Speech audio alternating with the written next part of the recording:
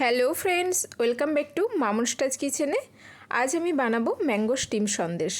আর আম খেতে আমরা কেনাই ভালোবাসি, আর সেই আম দিয়ে যদি সুন্দর মিষ্টি বানানো যায় তাহলে ক্ষতি কী। আর এই মিষ্টিটা খুব কম উপকরণ দিয়ে বানিয়ে ফেলতে পারবেন। এখন তো আমেরই সিজন, তাই খুব সহজেই বাজারে আম পেয়ে যাবেন। আর অতি অবশ্যই বাড়িতে একবার এই রেসিপিটি ট্রাই করবেন। আর নরম তুলতুলে পাকা আমের সন্দেশ কিভাবে বানাবো চলুন দেখে নিই। এখানে আমি একটা মিডিয়াম সাইজের আম টুকরো করে নিয়েছি। এখানে আমি হিমসাগর আমের ব্যবহার করেছি, আপনারা চাইলে যে কোনো আমের ব্যবহার করতে পারেন। এবার একটা মিক্সিং জার নেব, এবার তাতে টুকরো করা আমগুলো দিয়ে দেব, আর সাথে দেব পরিমাণ মতো চিনি। দেওয়া হয়ে গেছে, এবার এটা আমি গ্রাইন্ড করে নেব। আমটা দেখুন খুব ভালোভাবে পেস্ট হয়ে গেছে, আমার আমের পাল্প রেডি হয়ে গেছে। এবার আমের পাল্পটা একটা প্যান নিয়েছি, এই প্যানের মধ্যে দিয়ে দেব। এবার 2 থেকে 3 মিনিটের জন্য এটা কুক করে নেব।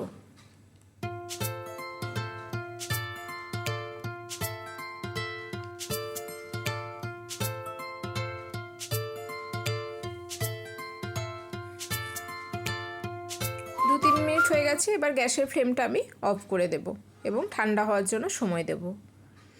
এবার এদিকে আমি 750 ml দুধ থেকে ছানা কেটে জল ঝরিয়ে রেখেছি। আমি ভিনিগার দিয়ে ছানা কেটেছি, আপনারা চাইলে লেবু রস বা টক দই দিয়েও ছানাটা তৈরি করতে পারেন। অবশ্যই ছানা কাটার পর জল দিয়ে আবার ভালো করে ছানাটা ধুয়ে নেবেন, যাতে ছানার টক ভাবটা কেটে যায়। এবার ছানাটা পেস্ট করার জন্য আমি একটা মিক্সিং জার নিয়ে নিয়েছি, তাতে আমি দিয়ে দেব সমস্ত ছানাটা।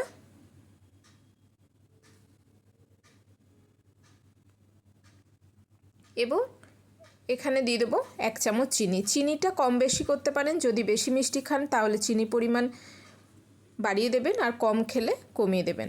ছানা ও চিনি সুন্দর পেস্ট হয়ে গেছে, ছানাটা একদম স্মুথ দেখাচ্ছে। এবার ওই ছানার পেস্টের মধ্যে আমের পাল্পটা দিয়ে আরও একবার গ্রাইন্ড করে নেব। এখানে দিয়ে দেবো 1/2 চামচ এলাচের গুঁড়ো, আপনারা চাইলে এটা স্কিপ করতে পারেন যেহেতু আমের একটা সুন্দর গন্ধ আছে। এখানে অল্প পরিমাণ দুধ দিয়ে এটা আরেকবার গ্রাইন্ড করে নেব। দেখুন মিশ্রণটা আমার রেডি হয়ে গেছে, আমের পাল্পটাও খুব ভালো করে ছানার সাথে মিশে গেছে। এবার মিশ্রণটা আমি একটা বোলের মধ্যে ঢেলে নিয়েছি। এবার এখানে দিয়ে দেব আমি 2 থেকে 3 ড্রপ ম্যাঙ্গো এসেন্স। আমার কাছে এসেন্স ছিল তাই আমি দিয়েছি, আপনারা চাইলে এটা দেওয়ার দরকার নেই। এমনিতেই আমের খুব সুন্দর একটা মিষ্টতা আছে বা সেন্ট আছে। এবার এসেন্সটা দেওয়ার পর আমি চামচের সাহায্যে মিশ্রণটার সাথে ভালো করে মিশিয়ে নিয়েছি। এবার ভাপা সন্দেশ বানানোর জন্য এখানে একটা পাত্র নিয়েছি, আপনারা যে কোনো পাত্রেই বানাতে পারেন, যে কোনো টিফিন বক্স, ছোট চৌকো বা গোল, আবার কখনো বা কেক টিনের মধ্যেও বানাতে পারেন।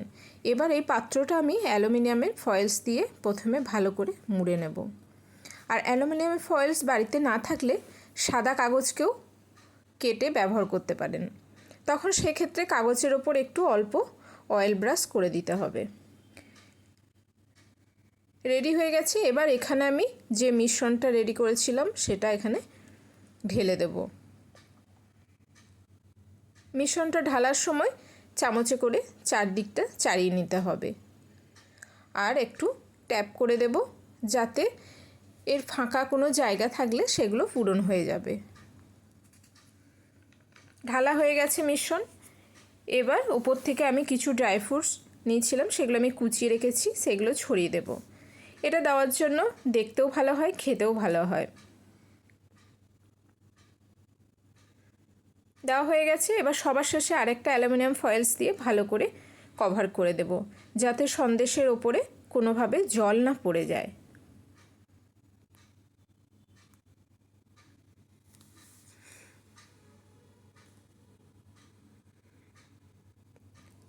হয়ে গেছে আমার ভালো করে মোড়া।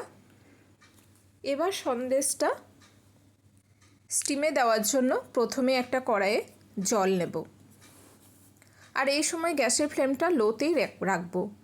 এবার এখানে স্ট্যান্ড বসিয়ে নেব, আর লক্ষ্য রাখতে হবে যেন স্ট্যান্ডটা জলের মধ্যে ডুবে না যায়। এবার আমি স্ট্যান্ডের ওপর পাত্রটা বসিয়ে দিলাম। এবার কড়াইয়ের ঢাকনাটা লাগিয়ে দিলাম। এই সময় গ্যাসের ফ্লেমটা লো টু মিডিয়ামে রেখে 30 to 35 মিনিটস পর্যন্ত রান্না করে নেব। 35 মিনিট হয়ে গেছে। এরপর আমি ঢাকনা খুলে দেব এবং এটা কিছুক্ষণ ঠান্ডা হতে দেব। এবার অ্যালুমিনিয়াম ফয়েলসটা সরিয়ে নেব ও একবার চেক করে নেব সন্দেশটা কেমন হয়েছে। দেখুন সন্দেশটা খুব সুন্দর হয়েছে আর খুব নরমও হয়েছে। সন্দেশটা ভালোভাবে কুক হয়ে গেছে। এবার এটা আমি 1 ঘন্টা ঠান্ডা করতে দেব। 1 ঘন্টা পর আমি ঠান্ডা করে নিয়েছি। 1 ঘন্টা পর এই সন্দেশটা পাত্র থেকে বের করে নেব। এখানে সন্দেশটা খুব ইজিভাবেই খুলে যাচ্ছে, তাই আমি হাতের ওপরেই খুলে নিলাম। আপনারা চাইলে একটা প্লেট পাত্রের ওপরে চাপা দিয়ে উল্টে দিলেই দেখবেন সন্দেশটা খুলে যাবে। দেখুন খুব সুন্দর হয়েছে সন্দেশটা। এবার একটা ছুরির সাহায্যে সন্দেশটা পিস করে কেটে নেব। আপনারা যে কোনো শেপেই কাটতে পারেন।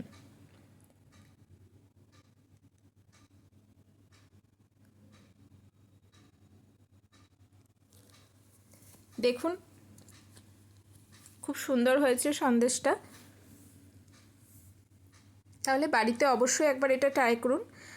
সামনেই আসছে জামাই ষষ্ঠী, আপনারা বাড়িতে এই রেসিপিটা একবার করে অবশ্যই সার্ভ করতে পারেন। আর যদি আমার ভিডিওটি ভালো লেগে থাকে তাহলে অবশ্যই আমার চ্যানেলটিকে লাইক, শেয়ার, কমেন্ট ও সাবস্ক্রাইব করতে ভুলবেন না। ভালো থাকবেন, সুস্থ থাকবেন। নমস্কার।